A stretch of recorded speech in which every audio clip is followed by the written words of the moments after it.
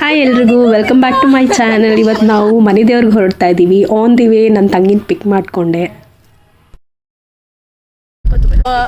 Guys ಇವ್ರನ್ನ on the way ಪಿಕ್ ಮಾಡಿದ್ವಿ. ಈಗ ಕರೆಕ್ಟಾಗಿ 3 ಗಂಟೆ ಆಗಿದೆ. 3 ಗಂಟೆ ಫಸ್ಟ್ ಟೈಮ್ ನಮ್ಮ ಫ್ಯಾಮಿಲಿಯವರೆಲ್ಲ ಇನ್ ಟೈಮ್ ರೆಡಿ ಆಗಿಬಿಟ್ಟು 3 ಗಂಟೆ ಹಂಗೆ ಹೊರಡ್ತಾ ಇದ್ದೀವಿ. ಇದು ದೇವಸ್ಥಾನ ಬಂದ್ಬಿಟ್ಟು ಅನಂತಪುರಲ್ಲಿರೋದು. ಸೊ ನೋಡೋಣ 3 ಗಂಟೆಗೆ ಹೊರಡಿ ಎಷ್ಟು ಗಂಟೆಗೆ ನಾವು ರೀಚ್ ಆಗ್ತೀವಿ ಅಂತ. ನೀವು ನೋಡ್ತಿರ್ಬೋದು ತುಂಬಾ ಮಳೆ ಎಲ್ಲ ಬರ್ತಾಯಿತ್ತು, ಫುಲ್ಲು ಕತ್ಲೆ. ಬೆಳಗ್ಗಿನ ಜಾವನೇ ಒಳ್ಳೆ ಮಳೆ ಚಳಿ ಬೇರೆ ಆಗ್ತಾಯಿತ್ತು. ನಮಗಂತೂ ಫುಲ್ ನಿದ್ದೆ ಬರೋ ಥರ ಆಗ್ತಿತ್ತು. ಅದಕ್ಕೆ ನಾವೇನು ಮಾಡಿದ್ವಿ, ಒಂದು ರೌಂಡ್ ಫುಲ್ ಮಲ್ಕೊಂಡ್ಬಿಟ್ವಿ. ಮಲ್ಗೆ ಕಂಡುಬಿಡೋ ಅಷ್ಟರಲ್ಲಿ ಬೆಳಕಾಯಿತು. ಸೊ ಆಮೇಲೆ ತುಂಬಾ ಹೊಟ್ಟೆ ಹಸ್ತಿತ್ತು. 1 ಗಂಟೆಗೆ ಎದ್ದಿದ್ವಿ, ಹಾಗಾಗಿ ತಿನ್ಕೊಂಡು ಹೊರಟ್ವಿ. ನೋಡಿ ಆಲ್ಮೋಸ್ಟ್ ನಾವೀಗ ಎಂಟ್ರೆನ್ಸ್ ರೀಚ್ ಆದ್ವಿ. ಇದೇ ದೇವಸ್ಥಾನದ ಎಂಟ್ರೆನ್ಸ್.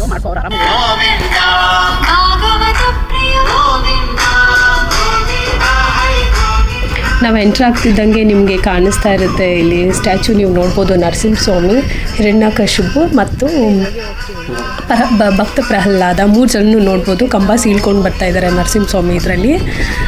ಸೊ ಇದೇ ಫಸ್ಟ್ ಹೈಲೈಟು ಈ ದೇವಸ್ಥಾನಕ್ಕೆ. ಈಗ ಎಂಟ್ರ್ ಆಗ್ತಿದ್ದಂಗೆ ನಿಮಗೆ ಇಲ್ಲಿ ಗೋಪುರ ಕಾಣಿಸುತ್ತೆ. ಇದೇ ಗೋಪುರ. ಗೈಸ್ ಫೈನಲಿ ನಾವೀಗ ರೀಚ್ ಆಗಿದ್ದೀವಿ. ಈ ದೇವಸ್ಥಾನ ಜಾಗ ಬಂದು ಅನಂತಪುರದಿಂದ 50 ಕಿಲೋಮೀಟ್ರ್ ಒಳಗೆ ಹೋಗಬೇಕು. ಈ ಜಾಗದ ಹೆಸರು ಬಂದು ಪೆನ್ನ ಆಹೋಬಲಂ ಅಂತ. ಇಲ್ಲಿ ನರಸಿಂಹಸ್ವಾಮಿ ಹಿರಣ್ಯಕಶಿಪುನ ಸಂಹಾರ ಆದಮೇಲೆ 2ನೇ ಪಾದ ಇಟ್ಟಿದ್ದಾರೆ ಅಂತ ಹೇಳಲಾಗುತ್ತದೆ. 1ನೇ ಪಾದ ಬಂದ್ಬಿಟ್ಟು ಆಹೋಬಲಮಲ್ಲಿ ಇಟ್ಟಿದ್ದಾರೆ. ಆ್ಯಂಡ್ 2ನೇ ಪಾದ ಬಂದು 5 ಅಡಿ ಉದ್ದ ಇತ್ತಂತೆ. ಸೊ ಹಾಗಾಗಿ ಆ ಪಾದದ ಮೇಲೆ ಈ ದೇವಸ್ಥಾನ ಕಟ್ಟಲಾಗುತ್ತೆ ಅಂತ ಹೇಳ್ತಾರೆ. ಸೊ ಬನ್ನಿ ದೇವಸ್ಥಾನದ ಒಳಗೆ ಹೋಗೋಣ.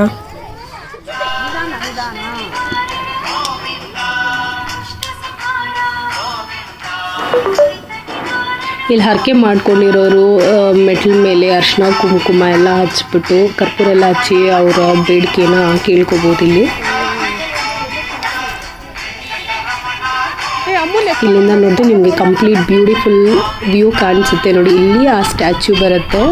ಆ್ಯಂಡ್ ಇದು ದೇವಸ್ಥಾನ. ಆ ಕಡೆ ಹೋದರೆ ನಮಗೆ ಪೆನ್ನಾ ನದಿ ಹರಿತಿದೆ, ಅದನ್ನು ನಾನು ತೋರಿಸ್ತೀನಿ, ನೋಡ್ತಾ ಇರಿ ವಿಡಿಯೋನ.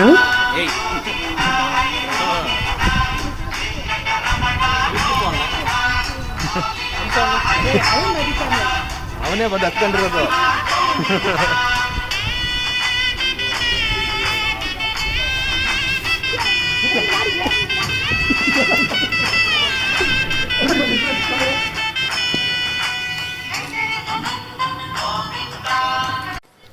ನಾವು ಅಮಾವಾಸ್ಯೆ ದಿನ ಬಂದಿರೋದ್ರಿಂದ ಇಷ್ಟೊಂದು ಕ್ರೌಡ್ನ ನೋಡ್ತಾ ಇದ್ದೀವಿ. ಇಲ್ಲಿ ಎಲ್ಲರೂ ನಿಂಬೆಹಣ್ಣಿಂದ ಮಾಡಿರೋ ತುಪ್ಪದ ದೀಪನ ಹಚ್ತಾ ಇದ್ದಾರೆ. ಅವ್ರವ್ರದ್ದು ಏನಾದರೂ ಹರಕೆ ಕೋರಿಕೆ ಏನಾದ್ರು ಇದ್ದರೆ ಇಲ್ಲಿ ಸಲ್ಲಿಸ್ತಾರೆ. ನಾವೀಗ ಇದು ನಿಮಗೆ ಫ್ರಂಟ್ ವ್ಯೂ. ಈಗ ನಾವು ಟಿಕೆಟ್ಸ್ ತೊಗೊಂಡು ಒಳಗೆ ದರ್ಶನಕ್ಕೆ ಅಂತ ಹೊರಡ್ತಿದ್ದೀವಿ.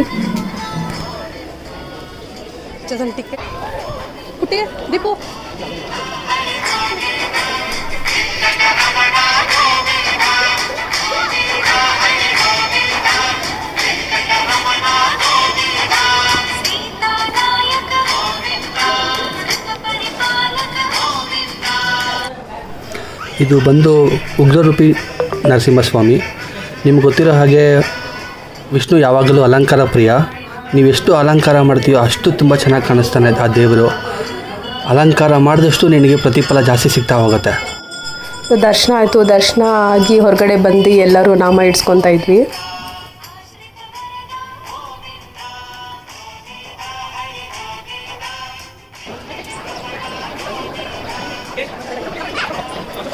ನಾಮದ ಗೋವಿಂದ. ಅಯ್ಯೋ ಪುಟಾಣಿ ಗೋವಿಂದ. ಲೋಕೇಶ್ ಎಲ್ಲಿ? ಸೂಪರ್, ತಗೊಳ್ಳಿ ಗೋವಿಂದ. ಇದು ಹೊರಗಡೆಯಿಂದ ನಿಮಗೆ ಔಟ್ಲುಕ್ ಈ ಥರ ಕಾಣಿಸುತ್ತೆ ದೇವಸ್ಥಾನ ಹೊರಗಡೆ. ತುಂಬಾ ಚೆನ್ನಾಗಿದೆ, ಅದ್ಭುತವಾಗಿದೆ. ಏನೋ ಒಂಥರ ಮನಸ್ಸಿಗೆ ಶಾಂತಿ ಸಿಕ್ತು ದೇವಸ್ಥಾನ ವಿಸಿಟ್ ಮಾಡಿ.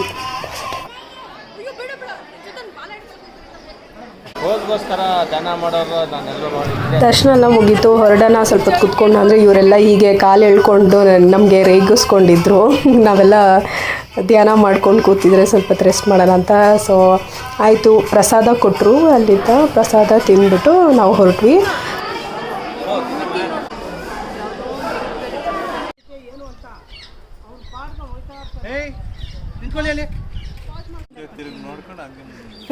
ಸೊ ದರ್ಶನ ಎಲ್ಲ ಮುಗಿಸ್ಕೊಂಡು ನಾವು ಬಂದಿದ್ದೆ ಇಲ್ಲಿ ಸ್ಟ್ಯಾಚ್ಯೂ ನೋಡೋಣ ಅಂತ. ಇಲ್ಲಿ ನರಸಿಂಹಸ್ವಾಮಿ ಕಂಬ ಸೀಳ್ಕೊಂಡು ಬಂದು ಹಿರಣ್ಯಕಶಿಪುನ ಸಂಹಾರ ಮಾಡ್ತಿದ್ರಲ್ಲ, ಆ ಸೀನ್ನ ಇಲ್ಲಿ ರೀಕ್ರಿಯೇಟ್ ಮಾಡಿದ್ದಾರೆ. ಆ್ಯಂಡ್ ಇದು ಹೊರಗಡೆಯಿಂದ ಯಾರಾದರೂ ಎಂಟ್ರಿ ತೊಗೊತಾ ಇದ್ರೆ ದೇವಸ್ಥಾನದ ಎಂಟ್ರೆನ್ಸ್ ಇದು. ಈ ವ್ಯೂ ಕಾಣಿಸ್ತಿದೆಯಲ್ಲ ಅದು. ಸೊ ಹೀಗೆ ಇಲ್ಲಿ ನೋಡಿ ಅದನ್ನು ಎಷ್ಟು ದೊಡ್ಡ ಸ್ಟ್ಯಾಚ್ಯೂ ಮಾಡಿದ್ದಾರೆ ಅಂದರೆ ತುಂಬ ಬ್ಯೂಟಿಫುಲ್ ಆಗಿದೆ ನೋಡೋದಕ್ಕೆ. ನಾನು ಕೆಳಗಿಂದ ನಿಮಗೆ ತೋರಿಸ್ತೀನಿ, ನಿಮಗೆ ಇನ್ನೂ ಕ್ಲಾರಿಟಿಯಾಗಿ ಕಾಣಿಸುತ್ತೆ. ಸೊ ನೋಡಿ ಇವಾಗ ನೋಡ್ತಿದ್ದೀರಲ್ಲ, ಇವಾಗ ನಿಮಗೆ ಯಾರೆಲ್ಲ ಭಕ್ತ ಪ್ರಹ್ಲಾದ ಫಿಲಮ್ ನೋಡಿರ್ತೀರಲ್ವ ರಾಜ್ಕುಮಾರ್ದು, ಅವ್ರಿಗೆ ಸ್ವಲ್ಪ ಗೊತ್ತಾಗುತ್ತೆ. ಈ ಪಿಕ್ಚರ್ ನೀಟಾಗೆ ರೀಕ್ರಿಯೇಟ್ ಆಗುತ್ತೆ ಅವ್ರ ಮೈಂಡಲ್ಲಿ. ನೋಡಿದ ತಕ್ಷಣ ನರಸಿಂಹಸ್ವಾಮಿ ಕಂಬ ಸೀಳ್ಕೊಂಡು ಬರ್ತಾ ಇರೋದು, ಪ್ರಹ್ಲಾದ ಇಲ್ಲಿ ನಿಂತಿರೋದು, ಮತ್ತು ಹಿರಣ್ಯಕಶಿಪು. ಈ ಕಂಬದಲ್ಲಿ ಇರುವನೇ, ಆ ಕಂಬದಲ್ಲಿ ಇರುವನೇ ಅಂತ ಕೇಳಬೇಕಾದ್ರೆ ಅಲ್ಲಿಯೂ ಇದ್ದಾನೆ ಪ್ರಭು, ಇಲ್ಲಿಯೂ ಇದ್ದಾನೆ ಪ್ರಭು ಅಂತ ಹೇಳ್ತಾರಲ್ವಾ. ಆವಾಗ ಹೇಳಿದಾಗ ಒಡೆದಾಗ ಕಂಬ ಸೀಳಿ ಲಕ್ಷ್ಮೀ ನರಸಿಂಹಸ್ವಾಮಿ ಹೆಜ್ಜೆ ಈಚೆ ಇಡೋದು. ಇದು ಎಷ್ಟನೇ ಪಾದ? ಕೈ ಮುಕ್ಕೊಂಡು ನಿಂತಿರೋದು. ಸೊ ನನ್ನ ತಂಗಿ ಏನೋ ಎಕ್ಸ್ಪ್ಲೇನ್ ಮಾಡ್ತೀನಿ ಅಂತ ಹೇಳಿದ್ಲು. ಆಯ್ತಮ್ಮ ನೀನು ಮಾಡು ಅಂತ ಹೇಳಿ ನಾನು ವಿಡಿಯೋ ತೊಗೊಂಡೆ. ಸೊ ಅಲ್ಲಿಂದ ಹೊರಟ್ವಿ. ಅಲ್ಲಿಂದ ಹೊರಟಿದ ತಕ್ಷಣ ನಾವು ಈಗ ಲಕ್ಷ್ಮಿ ಹತ್ರ ಹೋಗ್ತಾ ಇದ್ದೀವಿ, ಲಕ್ಷ್ಮೀ ದೇವಸ್ಥಾನ ಹತ್ರ. ನರಸಿಂಹಸ್ವಾಮಿ ಅಲ್ಲಿದ್ದಾರೆ ಅಂದರೆ ಆಬ್ವಿಯಸ್ಲಿ ಲಕ್ಷ್ಮಿ ಇರಲೇಬೇಕು ಅಲ್ಲಿ. ಈ ಕಡೆ ಎಲ್ಲ ನಾವು ನೋಡ್ತಾ ಇದ್ರೆ ತುಂಬ ಜನ ಹರಕೆ ಹೊತ್ತಿರೋರು ಬಂದುಬಿಟ್ಟು ಇಲ್ಲಿ ಬಂದುಬಿಟ್ಟು ಹರಕೆ ತೀರಿಸ್ಕೊಂಡು ಹೋಗ್ತಾರೆ. ಅಡುಗೆ ಎಲ್ಲ ಮಾಡಿಕೊಂಡು ಇಲ್ಲೇ ತಿಂದು ಅದೆಲ್ಲ ಫೆಸಿಲಿಟೀಸು ಇಲ್ಲಿದೆ. ಇಲ್ಲಿ ಸ್ನಾನ ಮಾಡೋ ರೂಮ್ ಇದೆ, ಪ್ರತಿಯೊಂದು ಇದೆ. ಬಟ್ ನನಗೆ ಪರ್ಸನಲಿ ಅನಿಸಿದ್ದು ಸ್ವಲ್ಪ ನೀಟಾಗಿ ಇಟ್ಕೊಂಡಿಲ್ಲ ದೇವಸ್ಥಾನ, ಕ್ಲೆನ್ಲಿನೆಸ್ ಸ್ವಲ್ಪ ಕಮ್ಮಿ ಇದೆ ಅಂತ ನನಗನ್ನಿಸ್ತು. ಆ್ಯಂಡ್ ಸೊ ನಾವೀಗ ಲಕ್ಷ್ಮೀ ದೇವಸ್ಥಾನಕ್ಕೆ ಹೊರಟಿದ್ದೀವಿ. ಇದು ಲಕ್ಷ್ಮೀ ದೇವಸ್ಥಾನದ ವ್ಯೂ.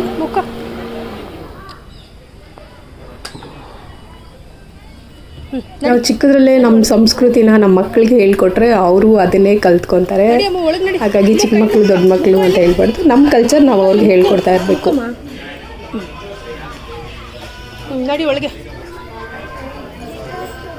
ನಡಿ ಆಮೇಲೆ ಕುಂಕುಮ ಇಟ್ಕೊಂಡು.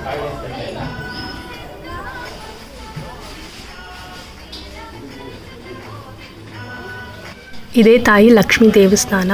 ಇನ್ನೊಂದು ಏನು ವಿಶೇಷ ಅಂದರೆ ಈ ತಾಯಿ ಹಸು ರೂಪದಲ್ಲಿ ಬಂದು ದಿನ ದರ್ಶನ ಕೊಟ್ಬಿಟ್ಟು ನರಸಿಂಹಸ್ವಾಮಿಗೆ ಹೋಗ್ತಾರೆ ಅಂತಲೂ ಹೇಳಿದ್ದಾರೆ. ಆ್ಯಂಡ್ ಅಲ್ಲಿಂದ ದೇವಸ್ಥಾನ ಎಲ್ಲ ಮುಗಿಸ್ಕೊಂಡು ನಾವಿಲ್ಲಿ ಬಂದಾಗ ನಾವಿಲ್ಲಿ ಪೆನ್ನಾ ನದಿ ನೋಡ್ಬೋದು. ಎಷ್ಟು ಚೆನ್ನಾಗಿ ಹರಿತಿದೆ ಗೊತ್ತಾ. ಲಾಸ್ಟ್ ಟೈಮ್ ಬಂದಾಗೆಲ್ಲ ನಮಗೆ ಈ ಥರ ಎಲ್ಲ ನೀರು, ನನಗೆ ನೀರೇ ಇರಲಿಲ್ಲ. ಒಂದು ಕಲ್ಯಾಣಿಲಿ ಅಷ್ಟೇ ನೀರಿತ್ತು, ನಾವು ಅಲ್ಲೇ ಕೈಕಾಲು ತೊಳ್ಕೊಂಡು ಹೋಗಿದ್ವಿ. ಈ ಸಲ ನೋಡಿದ್ರೆ ನಮಗೆ ಭಯ ಆಗ್ತಿತ್ತು, ಅಷ್ಟು ನೀರು ನೋಡಿ ಒಳ್ಳೆ ಹಾಲು ಥರ ಹರಿತಾ ಇತ್ತು ನೀರು. ಸೊ ಇದು ಹೀಗಿತ್ತು. ಇದು ನಮ್ಮ ಮನೆ ದೇವರು, ಇದು ನಮ್ಮ ತಂದೆ ಮನೆ ದೇವರು. ಸೊ ನಿಮಗೆಲ್ಲ ಈ ದೇವಸ್ಥಾನ ಇಷ್ಟ ಆಗಿದ್ದರೆ ಅಥವಾ ನಾನು ಮಾಡಿರೋ ವಿಡಿಯೋ ಇಷ್ಟ ಆಗಿದ್ದರೆ ದಯವಿಟ್ಟು ಲೈಕ್ ಮಾಡಿ. Thank you so much for your support. ನೀವೆಲ್ಲರೂ ಹೀಗೆ ಸಪೋರ್ಟ್ ಮಾಡ್ತಾಯಿರಿ, ನಾನು ವೀಡಿಯೋಸ್ ಹೀಗೆ ಪೋಸ್ಟ್ ಮಾಡ್ತೀನಿ.